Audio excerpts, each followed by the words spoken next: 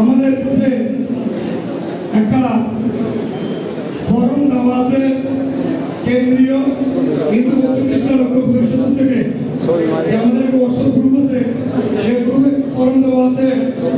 যদি বাংলাদেশের কোথাও কোনো ধরনের সমস্যা হয়, সেটা যদি তখনই হবে, তখনই সে ফর্মে স্পষ্ট আছে কোন জায়গায়, কোন এলাকায়, কোন লোক, কোন পার্টি, সেই পার্টির কোন দায়িত্বে আছে, কে সহযোগিতা করে এই সমস্যাটা করিয়েছে সনাতনী সম্প্রদায়ের উপর, সেটা দেওয়ার জন্য আমাদের কাছে, আমরা যারা লিস্টেড আছি, আমাদের কাছে সেই ফর্মটা আমাদের হোয়াটসঅ্যাপ গ্রুপে দেওয়া আছে এবং নির্দেশনা দেওয়া আছে যখনই সমস্যা হবে দ্রুত কেন্দ্রকে জানানোর জন্য।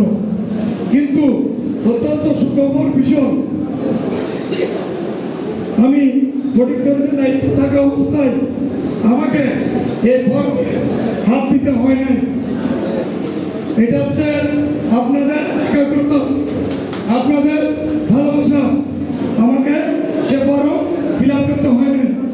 আমি জানি আমার পার্শ্ববর্তী রওজানে ফিল আপ করে কেন্দ্র পাঠিয়েছে, কিন্তু অত্যন্ত সুখের বিষয় যে আমার ফটিকছড়িতে এই ধরনের ফর্মে আমাকে হাত দিতে হয় না।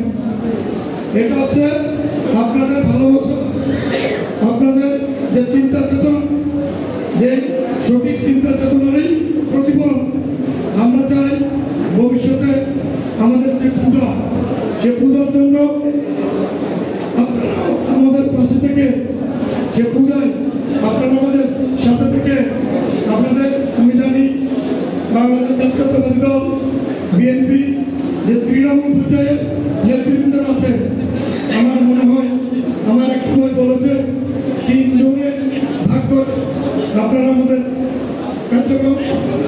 কার্যক্রম করবেন। আমি বলি আপনাদের ইউনিয়ন পর্যায়ে যে নেতৃবৃন্দ আছে তাদেরকে যদি সঠিকভাবে দায়িত্ব নেন, আমার মনে হয় প্রতিটা ইউনিয়নে 5টা 10টা পূজা আমাদের হোক। এই ইউনিয়ন প্রতিনিধিকে যদি 5-10টা মন্দির